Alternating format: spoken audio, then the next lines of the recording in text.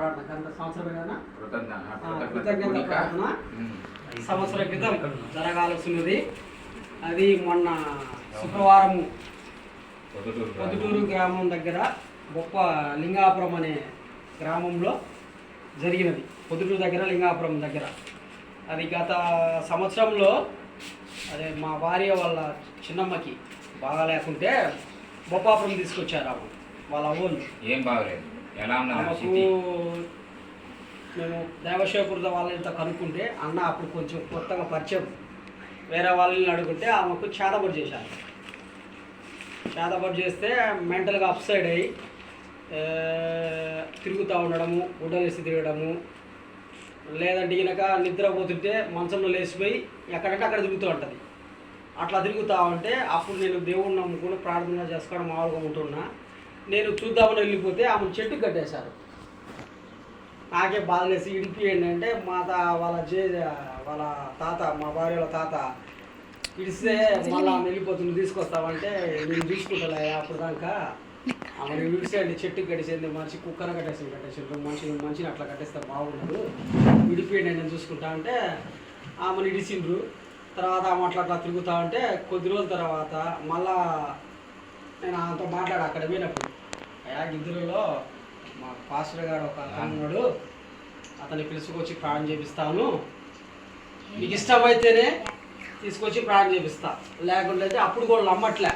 ఏం చేస్తావు వద్దయ్యా మేము మంత్రాలు పోతాము అంటే నాకు అర్థమవుతుంది. ఒక పక్క ఆ మంత్రాలు పోతే ఆమె చచ్చిపోతుంది. ఆ లోపల ఆమెకు అన్నము తినడానికి 10 రోజులకు 20 రోజులకు ఒకసారి తింటుంది. అది అంత అన్నం తింటుంది, ఇంత అన్నం తినలేదు. 10 రోజులకు ఒకసారి అది బలవంతంగా తినిపిస్తేనే ఆమె తినదు. ఆమె అడిగింది అనుకో అది తింటుంది, ప్లేటీస్ వేసి మళ్ళీ తిరుగుతూ ఉంటుంది. అట్లా చేస్తా ఉంటే ఎన్ని రోజులు ఉన్నది అట్లా దాదాపు 2-3 నెలలు 10 రోజులకే ఆమెకు సన్నగా అయిపోయింది. ఫోటో కూడా అన్న చూశాడు. ఆ ఫోటో మళ్ళీ మాకు పెట్టిస్తా దర్శనకి. చాలా సన్నగా అట్లా ఉన్న చచ్చిపోతుంది అనుకున్నాం. నమ్మకం మీద వాళ్ళు వదిలేసింది. నేను ఒక్కసారి అవకాశం ఇవ్వండి, నేను ఒక పాస్టర్ని తీసుకొచ్చాను, ప్రాణం చేపిస్తాను, తర్వాత మీరు కాకపోతే మీరు అవసరాలకు మీ ఇష్టం వచ్చి చేయమని చెప్పాను. వాళ్ళన్న విషయం చెప్పి ఎంతమంది పాస్టర్లు చేయించిన మేము ఏం ప్రార్థనలే అని నాకు చెప్పారు. చూసినామంటే నేను ఒకసారి అవకాశం ఇవ్వబడినా వాళ్ళ తాత నమ్మలే, ఒకసారి చూడమని చెప్పిన. అప్పుడు నేనేం చేశానంటే ఆ అమ్మాయి వాళ్ళ కొడుకుది మా అక్క అంటలే నేను అత్తనను వాళ్ళ కొడుకుది ఫోన్ నెంబర్ అన్నకి ఇచ్చా. ఒకసారి అన్న అతనితో మాట్లాడండి, వాళ్ళ అల్లుడు మా బావగారితో మాట్లాడాలంటే ఈ అన్న దేవుని గురించి చెప్పాడు. అట్లా అసలు ఏం జరిగింది, అమ్మకి ఏం జరిగింది అంటే ఈ అన్నకు తెలియదు కదా. మాట్లాడడానికి చెప్పంగానే ఆ అబ్బాయి ముందు మీరు వచ్చి ప్రార్థన చేసుకోండి, నాకు మా అమ్మకు బాగవుతుంది, కంపల్సరీగా బాగవుతుందని నమ్మిండు. పోగానే పోయి ప్రార్థన చేసి 3 రోజులకి అమ్మకు బాగైంది. అప్పుడు ప్రార్థన చేసిన తర్వాత సంవత్సరానికి మొన్న పోయి ప్రార్థన చేసి వచ్చాం. అప్పటికి ఇప్పుడు ఎట్లుంది? ఆ రోజు సన్నగా ఉన్నది. ఈ అన్న ఫస్ట్ శిష్యుడు లేని ఆయన పైకి ఈయన నమ్మలేదు. ఆయన కూడా వచ్చింది ప్రార్థనకు. మన దినము పంపించింది, ఫోన్ పంపించింది. ఇతరు మనం పోయినప్పుడు ఎట్లున్నది చెప్పు. అందరికి వందనాలు. ఫస్ట్ ప్రార్థన పోయినప్పుడు తిక్కలుగా ఎదిదానిలాగా ఇష్టానుసారంగా ఉన్నది. అసలు ఈమెను చూసి ఎట్లయిందో భయం అని అనుకున్నాము. కానీ నేను మా ఇద్దరం అప్పుడు బైక్ వేసుకుని పోయినాము. మా పాస్టర్ గారు మేమిద్దరం పోయి ప్రార్థన చేసి అక్కడ ఉన్న వాళ్ళ చుట్టుపక్కల ఉన్న వాళ్ళు కూడా ప్రార్థన చేస్తున్నాము. వచ్చిన తర్వాత నిన్న మేము పోయినప్పుడు నేను ఒక సంవత్సరం తర్వాత పోయినప్పుడు వీళ్ళని నేను అనుకోలేదు, కానీ ఇంకొకరు వేరే వాళ్ళకి ఏమైనా తీసుకుని పోయారేమో ప్రార్థనకు అనుకున్నా. మేము పోయినాము, ఆమెను చూసినా కానీ నేను గుర్తుపట్టలేదు. ప్రార్థన అయిపోతున్నా నేను ఆమెకి వెళ్ళే చూస్తున్నా, ఏమైనా ఎక్కడో చూసినట్టుంది, కానీ ఎక్కడో చూసినానే అనుకుంటా ఉన్నా.